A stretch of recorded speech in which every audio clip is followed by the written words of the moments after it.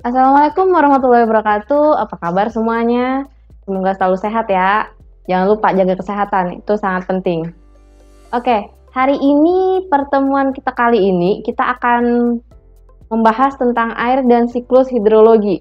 Nah, untuk bagian ini akan ada dua bagian. Yang pertama akan Ibu sampaikan hari ini, yang kedua akan Ibu sampaikan minggu depan. Oke, untuk yang pertama hari ini. Untuk air dan siklus hidrologis, seperti biasa untuk capaian pembelajaran ada CPMK dan sub CPMK, jadi capaian pembelajaran mata kuliah dan sub capaian pembelajaran mata kuliah.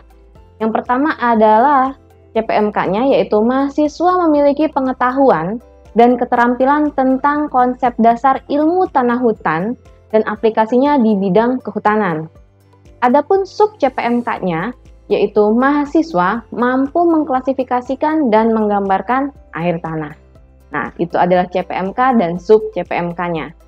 Memasuki materi kita hari ini, kita akan lihat dulu nih. Kita kan mau ngomongin air nih. Kita mau ngomongin air, di sini ada gambar. Ya, di sini ada gambar. Yang mana di bagian tengah-tengah kalau kita lihat bacaannya adalah pentingnya air. Air ini kalau misalnya kita lihat kan memang sangat penting sekali ya. Coba aja bayangin kalau nggak ada air, udah kayak apa rasanya kan? Kita sendiri aja kalau nggak ada air, berapa jam kita nggak minum, aus banget, apalagi kalau lagi matahari terik banget kan? Nah, lalu abis itu kita juga bersih-bersih. Nah, saat ini kan kita dengan kondisi yang saat ini mau tidak mau, memang air itu sangat penting sekali untuk kita, entah itu cuci tangan, ataupun cuci muka, ataupun mandi juga kan, itu sangat penting sekali untuk menghilangkan seluruh harapannya bakteri-bakteri dan virus yang deket-deket kita itu hilang semuanya, tercuci semuanya, seperti itu. Nah, selain untuk kita sendiri, air ini juga sangat penting untuk hewan. Nah, bisa dibilang makhluk hidup, seluruh makhluk hidup butuh air. Untuk hewan butuh air, seperti di situ ada gambarnya hewan yang sedang minum, lalu ada tanaman yang disiram oleh air, yang disiram dengan air. Nah, itu kan untuk tanaman sendiri sangat butuh air itu. Lalu yang hidupnya di air, siapa hidup di air? Ikan. Oke, gambarnya di situ ada gambar Nemo nih yang lucu banget nih. Dia yang hidup di air. Jadi memang bagi makhluk hidup ya, entah itu manusia, hewan, ataupun tumbuhan, air ini sangat-sangat penting sekali. Nah, ada lagi satu yang mendukung, mensupport kehidupan manusia juga, yaitu adalah industri. Industri ini nggak bisa dipungkiri, memang ya mau tidak mau air juga sangat diperlukan oleh kegiatan di industri tersebut. Jadi memang sangat penting ya air yang ada di lingkungan kita ini, air ini sangat penting sekali. Oke, kalau kita sudah tahu tentang bagaimana air itu sangat penting, nah di sini ada perkiraan neraca sumber daya air di bumi. Wah, ada banyak banget ya. Kalau dilihat di situ ada berapa lokasi? Coba kita hitung. 1, 2, 3, 4, 5, 6, 7, 8, 9, 10, 11, 12. 12 perkiraan neraca sumber daya air di bumi. Digolongkan jadi 12. Mulai dari laut, air tanah, lengas tanah, es, lalu ada danau, ada rawa, sungai, air biologis, air atmosfer, cadangan air total, dan cadangan air tawar. Jadi banyak sekali pengelompokannya, lokasi pengelompokannya, di mana ada di luas permukaan. Untuk laut ini sangat luas sekali ya. Kalau 361,3 dengan satuannya 10 pangkat min 6 berarti apa? Juta ya, 10 pangkat min 6 kilometer persegi. Sangat luas sekali itu. Volumenya, wah berapa ini? Udah banyak banget ini ke belakangnya ini. Ini berapa nih berarti kalau volumenya? Itu sudah sampai M kali ya ini berarti ya. 1 M. Dengan persentasenya adalah 96,5%. Memang ya air laut itu sangat luas sekali, apalagi kalau di bumi ini kan dia banyak sekali lautannya. Nah, yang setelah air laut, yang selanjutnya adalah air tanah. Nah, ini yang sebenarnya juga bagian yang akan kita pelajari hari ini dan minggu depan juga gitu, adalah air tanah. Dengan luas permukaannya, perkiraan dari neracanya adalah 269,6 dikalikan 10 pangkat 6 km persegi, dengan volumenya adalah 23.400.000 km kubik. Nah, dengan air total dalam prosesnya adalah 1,69. Jadi, air sebanyak 1,69% dari air total di bumi ini yang akan coba kita gali lebih dalam lagi ini.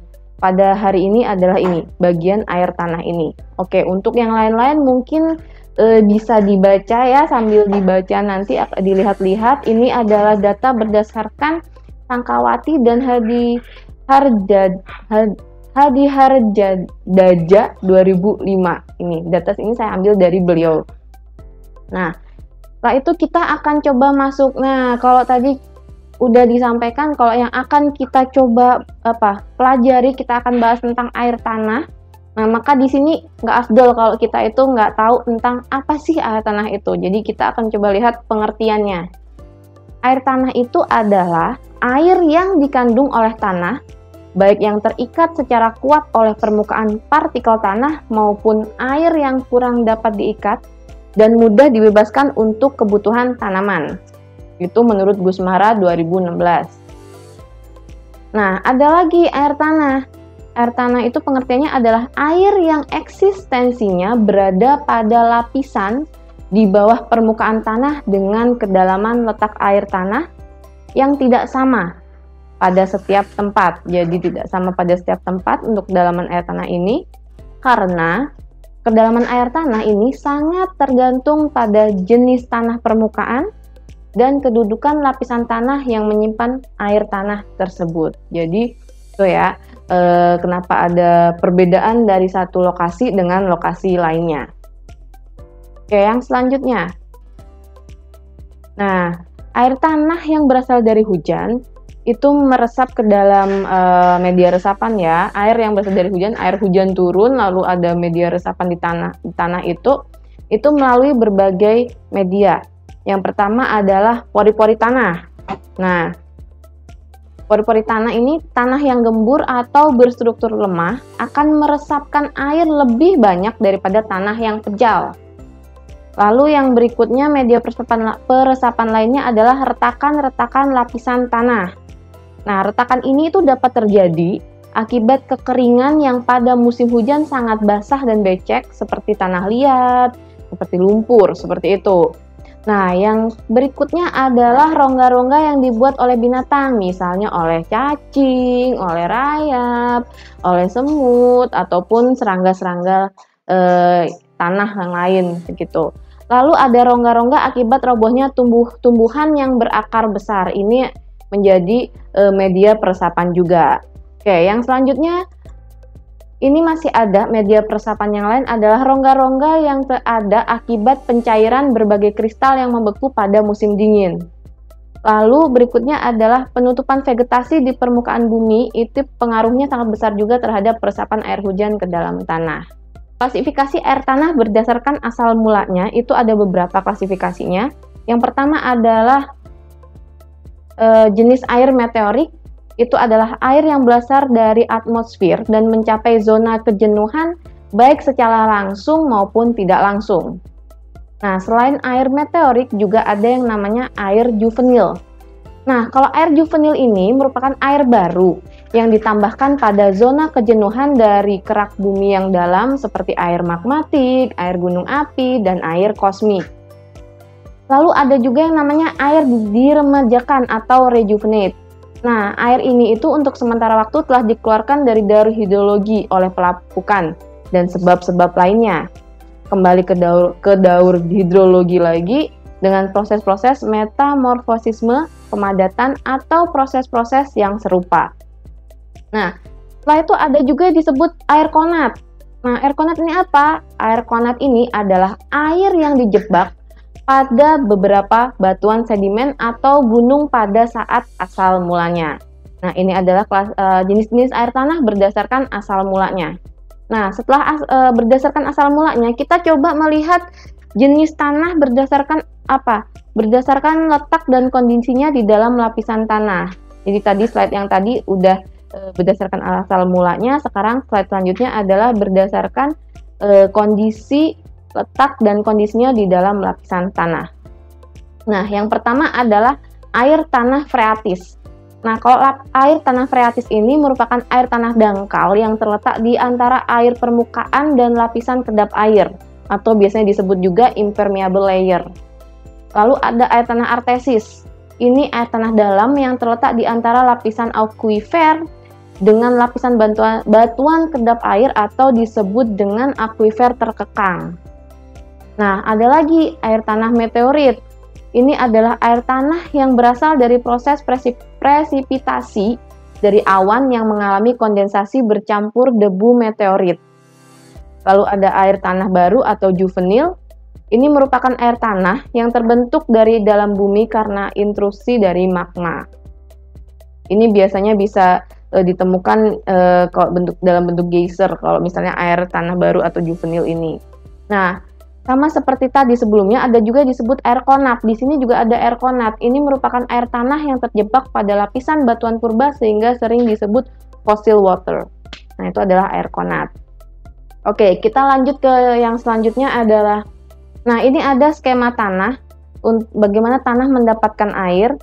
Jadi untuk dari skema ini, jika tanah memperoleh air baik berupa air hujan maupun irigasi, maka air tersebut akan berproses bagi ini yang ada di gambar itu. Yang ada di gambar jadi ada arahnya. Kalau I atau H itu adalah irigasi atau air hujan. Lalu di situ ada daerah perakarannya. Lalu terjadi E itu adalah evaporasi. Lalu dia ada yang tulisannya RF adalah runoff, itu yang ke sana ya sebenarnya. Itu kurang sepertinya gambarnya ya, mohon maaf, yang ke arah sana adalah runoff di atas itu. Lalu ada IF atau infiltrasi. Jadi dari irigasinya turun lalu terjadi infiltrasi, ada yang mengalami runoff juga. Nah, lalu ada P ke bawah, itu adalah perkolasi. Itu adalah air yang mengalir ke bawah melampaui daerah perakaran menuju ke groundwater atau air tanahnya.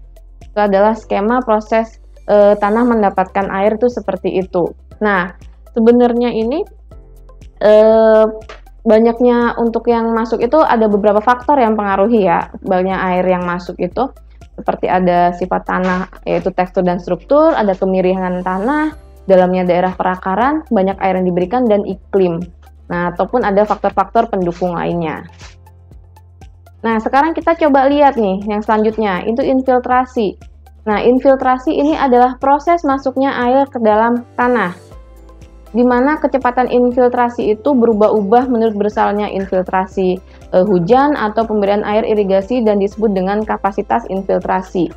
Nah, kapasitas infiltrasi sendiri itu berbeda-beda tergantung dari yang pertama adalah kondisi permukaan tanah. Yang kedua adalah kemiringan lahan atau kemiringan tanah. Yang ketiga tekstur dan struktur tanah. Lalu ada kelembapan tanah. Lalu ada penyumbatan ruang pori. Juga adanya pemampatan tanah oleh tenaga mekanik dari luar. Ini misalnya sering dilalui oleh kendaraan atau yang sering diinjak-injak oleh ternak misalnya seperti itu. Nah, untuk yang selanjutnya di slide selanjutnya ini itu juga ada yang namanya perkolasi. Perkolasi ini merupakan gaya yang mempengaruhi aliran air. Jadi gaya gravitasi itu mempengaruhi perkolasi. Jadi kan perkolasi tadi kalau di gambar tadi udah masuk ke bawah gitu kan ya. Nah, ini dipengaruhi oleh gaya gravitasi. Nah, air yang mengalami infiltrasi pada suatu saat itu akan melampaui batasnya, kan udah ada titiknya gitu, titik batasnya untuk seberapa banyak dia menahan air. Lalu di mana pori-pori yang sudah terisi air ini, kelebihan ini akan terus bergerak ke bawah. Nah, inilah perkolasi tadi. Kalau gambarnya tadi kan dari atas hujan lalu ada infiltrasi, ke bawahnya perkolasi. Nah, seperti itu. Nah, ada beberapa gaya yang mempengaruhi aliran air perkolasi adalah gaya gravitasi. Nah, besarnya perkolasi sendiri ini setiap tanah beda-beda ya. Dipengaruhi oleh yang satu adalah faktor dan struktur tanah, lalu kemampuan infiltrasi dari tanah permukaan, daya hantar air keseluruhan dari daerah zona perakaran tanaman, lalu lapisan tanah kedap air, dan sistem perakaran tanaman. Nah, kalau setelah kita membicarakan tentang perkolasi, kita coba akan melihat tentang kandungan lengas tanah. Kandungan lengas tanah itu dapat dibedakan menjadi lengas higroskopis dan lengas tanah pori-pori makro. Lengas higroskopis yaitu air yang menyelimuti butir-butir partikel tanah, lalu kemudian lengas tanah pori-pori mikro yaitu air kapiler di antara agregat primer, dan lengas tanah pori-pori makro yaitu air non-kapiler di antara agregat sekunder, dan dapat pula berupa selaput tipis air yang menyelimuti agregat tanah.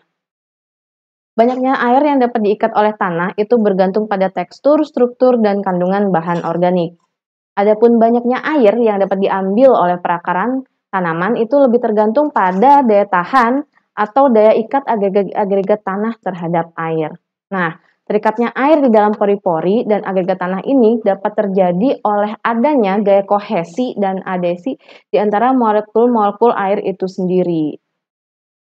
Nah, itulah pertemuan kita hari ini. Jadi pokok bahasan kita kali ini sampai di sini. Kita akan melanjutkannya di minggu depan. Oke, terima kasih. Kurang lebihnya saya mohon maaf. Wassalamualaikum warahmatullahi wabarakatuh.